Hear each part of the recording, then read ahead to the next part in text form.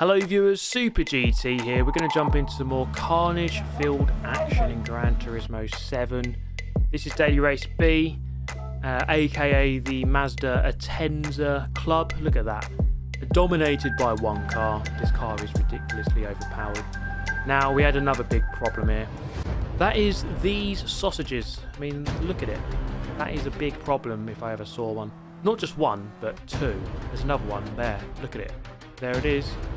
So two sizable issues here at Dragon Trail, the sausage chicane, and here's me trying to perfect my line.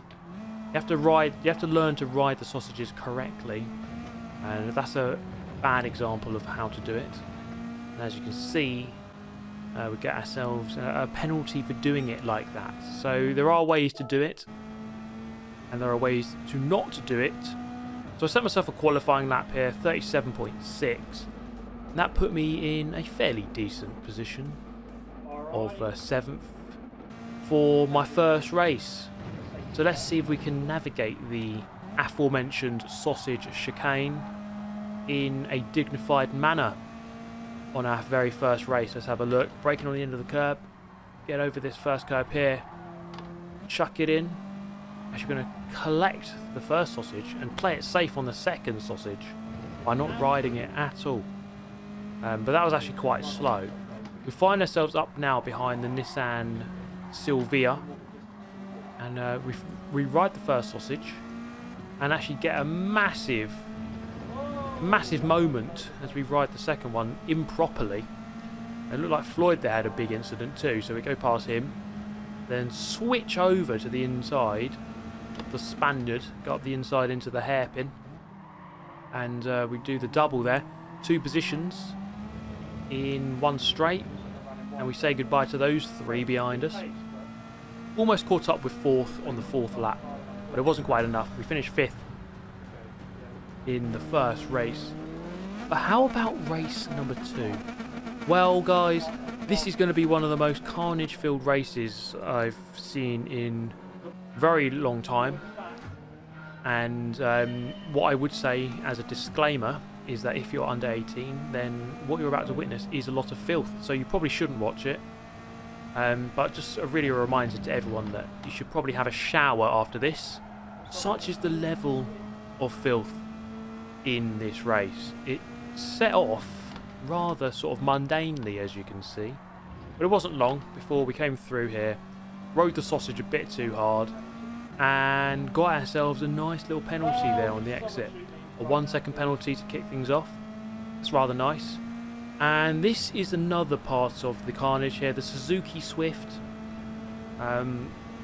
began to really trigger a lot of the carnage, I would say. Although not really deliberately. It's just because anything that isn't an Atenza is like you're in a multi-class race. Such is the speed of this thing, and then therefore the lack of speed in any other car that isn't the Atenza. And when you have differing speeds of different cars, that can cause a lot of trouble. So we find ourselves now in 3rd. We've got some overtakes done there, but we are going to have to serve this 1-second penalty just as we round out the quadruple right-hander. And here it is, the penalty zone.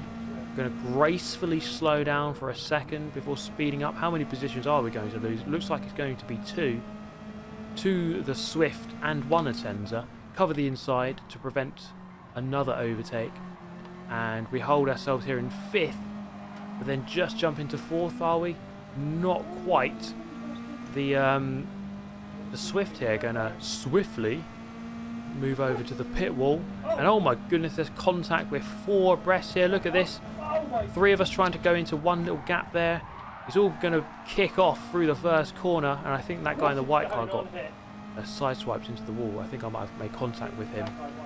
As we head into sausage chicane, the Swift gets just in front here, right to the curb. I'm going to avoid it and play it safe. Oh my goodness, how about that second one? I don't know what happened there, and I get myself a 1/2-second penalty. Not sure why exactly. Going to get pushed through this gap in the middle. Oh my goodness me, it's all kicking off now. The Frenchman has got a 1/2-second penalty as well. So it really is beginning to descend into all levels of depravity, very, very high levels of depravity here. And the carnage levels have reached level 99, 10th prestige, I'd say. So pretty high levels, if that makes sense. Now the good news, if I can take any comfort from the fact that I have a penalty, is the fact that the Frenchman has a penalty. So we're going to slow down gracefully together. So it really is good to see people of different nations around the world slowing down in harmony with penalties. It really is just beautiful to see. As we head into the final corner, now Brazzers TV comes into the mix, and that really does fit the theme of pure filth in this video quite well. So I find myself now down in 7th, cars swerving all over the track. Can't even quite gauge what's going on anymore. It's only lap 3.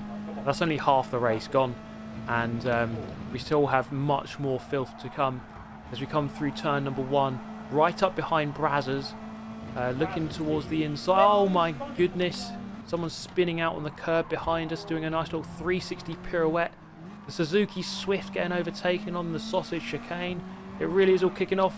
Brazzers having a big moment there. We're going to cut over to the left hand side, and then as we come up to the Swift, which has 0 speed, it's not very swift at all really, heading down towards the hairpin up behind the Italian, and we're going to go for a massive dive bomb way too late on the brakes up the inside. Oh my goodness, the Italian does the old switcheroo, as do the Swift driver, and Brazzers again back in front. All the positions I've gained I've just lost again, and I'm making progress and then I'm undoing it immediately. So this really is just a very topsy-turvy race. The Suzuki Swift all over the place. He's driving more sideways than he is forwards, as we get a bit of a bump there from the Frenchman. He's coming through. He has himself a 5-second penalty, which is 1 penalty short of actually going to prison, and he's going to serve that there and slow down near enough for eternity. I mean, it's only 5 seconds, but it's basically eternity. And so he's out of the race. Into the final corner. P7. Can we gain some positions here? Because this just really isn't good enough. We started 5th. The Suzuki Swift moves hard to the left, and it's going to be no match for the Attenza's power here down the main straight. As we cross the line to begin lap number 4, the Frenchman who served a 5-second penalty, he's gone. He's left the room. I think he might actually just be on the way to prison, because that was such a bad penalty for that guy.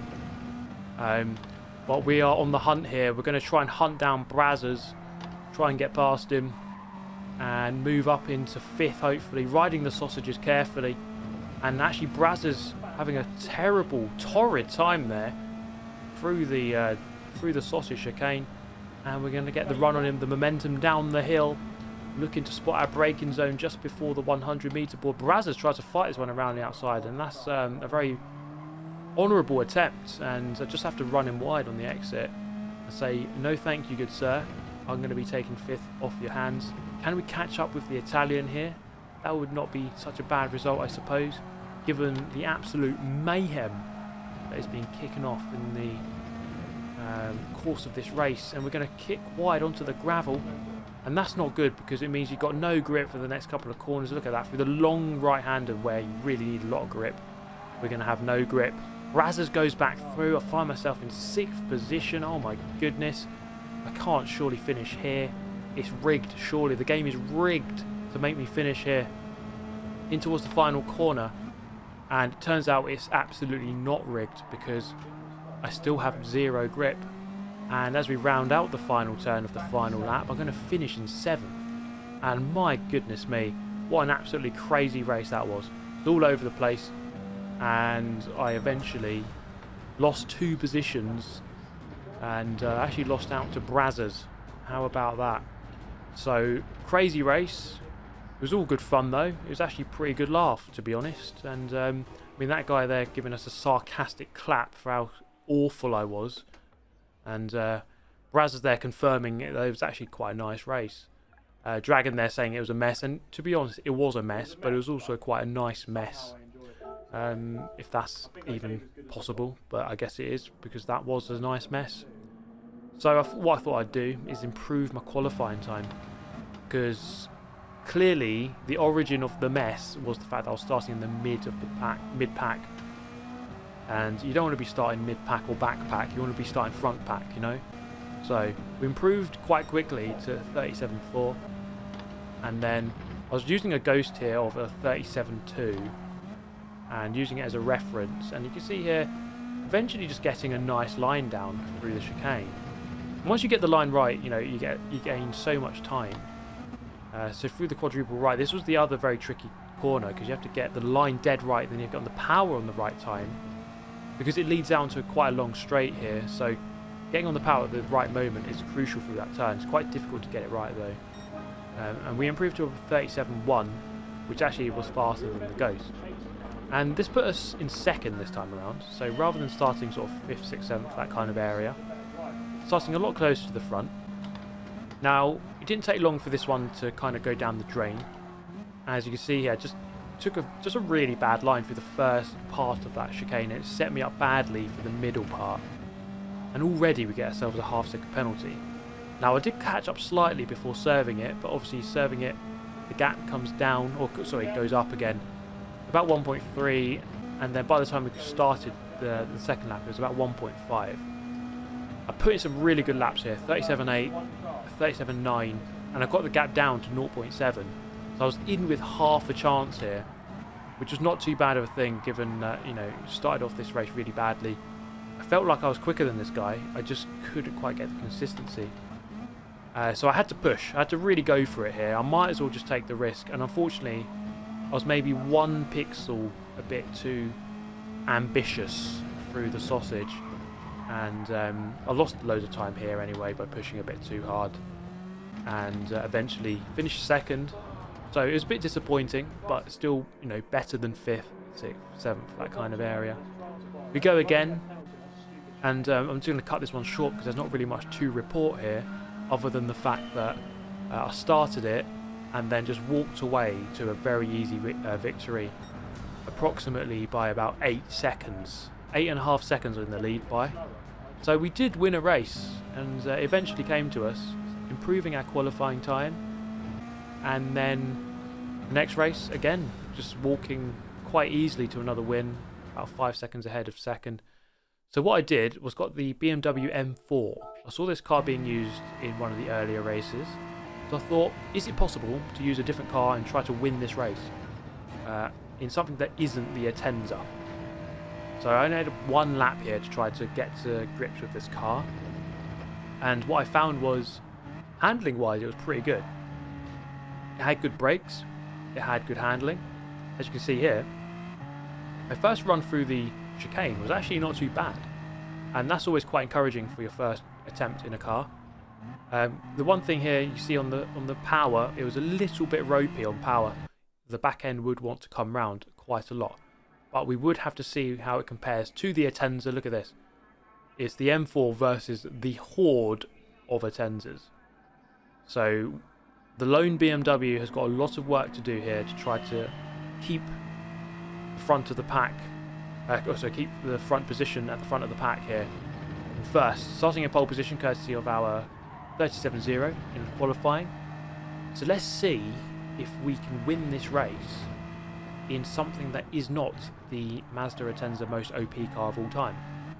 So through the chicane, playing it nicely through there, actually just taking the perfect line really, getting a good run onto the back straight, and that's a decent start to the race, no penalties. We're going to hold our own. Look at the Atenza just behind. I'm going to turn on the radar, see if he's going to go for this lunge into the hairpin. Not quite going to happen. A little bit overshot there, the hairpin there, but you see there on the power, that's where this car is ropey, as I said. You have to be very, very smooth on your power application on the way out of the slower corners. Otherwise that back end does want to go sideways. So far, I just said so twice in a row. Don't know if that's good. Thus far, we've had a decent start here. We're still in the lead. We only have to do that for another 3 laps. I say only. It's not going to be an easy feat at all.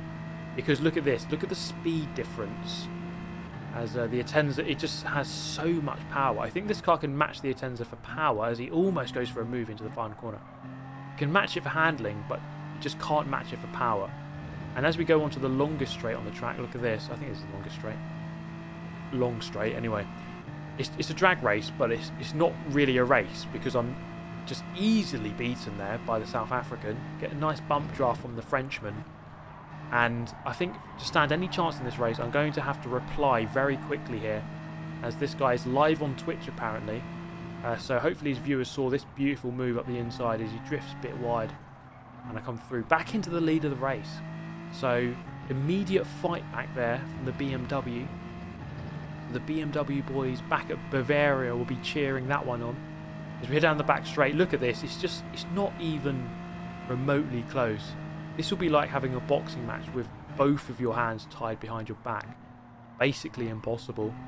As we go through the hairpin, couldn't quite run him wide, as he was already alongside me. Such is the power difference. Look at that. It's not even remotely close. So yeah, Group 4 needs to be patched. He makes a mistake there, and this gives me the opportunity to dive up the inside and reclaim the lead of the race. So it's actually a really good little battle here. I'm going to have to cover the inside. Look at these cars queuing up to try to get past me now. And they're forming an orderly queue. Formaling. Is that a new word? When you combine forming and order? No, I don't know what I'm trying to say here. Look at them. There's loads of them basically. And I'm trying to hold them all off. It's not very easy. It goes wide. I'm going to reclaim the lead again.